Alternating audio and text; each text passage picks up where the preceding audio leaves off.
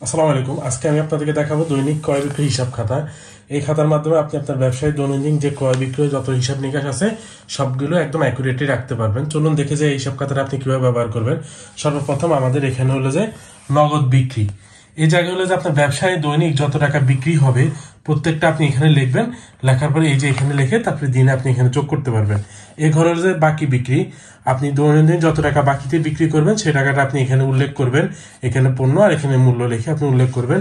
এরপর দৈনিক ক্রয়, আপনি ব্যবসায়ী দৈনন্দিন যত টাকা পণ্য ক্রয় করতেছেন ওইগুলো আপনি এখানে লিখবেন, লিখে আপনি এখানে যোগ করবেন। আপনার দৈনিক নগদ অথবা চেক কালেকশন, মানে আপনি হয়তো টাকা পাইতেন বা চেক পাইতেন, নগদ বা চেক যত টাকা কালেকশন করছেন দৈনিক আপনি ওইটা এখানে লিখবেন। তারপরে এখানে দৈনিক খরচ, আপনি দৈনিক যত টাকা খরচ করছেন ব্যবসায়িক, ধরেন যাতায়াত খরচ, চা নাস্তার খরচ, যে কোনো জাতীয় খরচগুলো আপনি এখানে উল্লেখ করবেন যেগুলো আপনার খরচ। তারপরে এখানে হলো আপনার ব্যাংক হিসাব। ব্যাংক হিসাব আপনি দৈনন্দিন দিনের শুরুতে যে সেটা লিখবেন।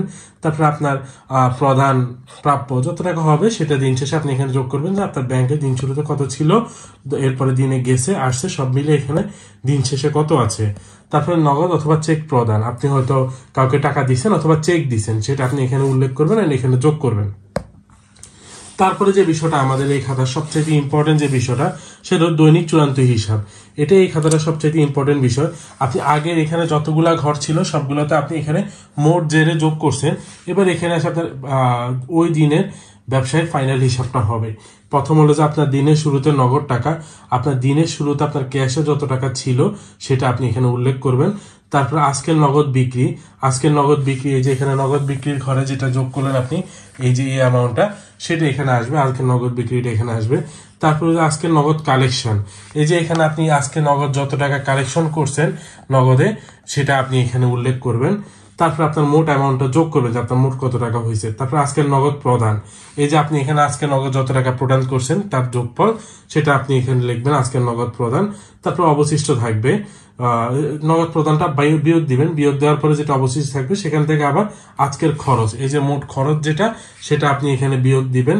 বিয়োগ দেওয়ার পরে মোট নগদ টাকা, এটা আপনার মোট নগদ টাকা মানে এই অ্যামাউন্টটা আজকে আপনার ক্যাশে থাকার কথা। তারপর আপনি এই টাকাটাকে মিলাবেন যে আপনার এখানে 1000 টাকার নোট কয়টা আছে, 500 কয়টা আছে, 200 কয়টা আছে, এবার সম্পূর্ণ মিলাবেন। মিলাই এখানে মোট টাকার অ্যামাউন্টটা আনবেন। তাছাড়া আপনার চেক অথবা বিকাশ কত টাকা আছে সেটা আপনি এখানে লিখবেন। আপনার যে মোট অ্যামাউন্টটা আপনি ক্যাশের টাকা যোগ করে যত টাকা দেখলেন, ফর এক্সাম্পল এখানে 20,000 টাকা দেখলেন আর এখানেও আপনার 20,000 টাকা আছে, হইল মোট নগদ টাকা। তার মানে আপনার ব্যবসা হিসাব মিলে গেছে।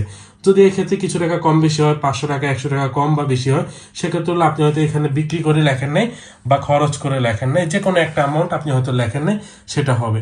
আর যদি ধরেন 20 টাকা 30 টাকা এরকম কোনো অ্যামাউন্টের আপনার এলোমেলো থেকেই গেছে, আপনি মিলিতে পারতেছেন না, সেক্ষেত্রে সেটা আপনি এখানে 20 টাকা বা 30 টাকা লিখে আপনার কম বা বেশি সেটা টিক দিয়ে কমপ্লিট করবেন।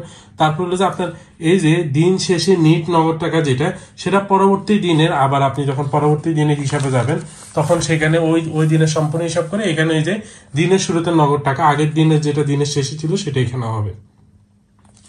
আর এই খাতাটাতে আপনি দৈনিক যেদিন হিসাব করবেন ওই দিনের তারিখটা এখানে উল্লেখ করে দিবেন। আর এই খাতাটার মাধ্যমে আপনি ব্যবসায় যত রকম হিসাব আছে দৈনন্দিন সবকিছু খুব ক্লিয়ারলি রাখতে পারবেন। আমাদের এই খাতাটা আপনি অনলাইনের মাধ্যমে অর্ডার দিয়ে নিতে পারেন। আমরা সারা বাংলাদেশে ফ্রিতে কুরিয়ার করে থাকি, কুরিয়ার সার্ভিস চার্জ সম্পূর্ণ ফ্রি।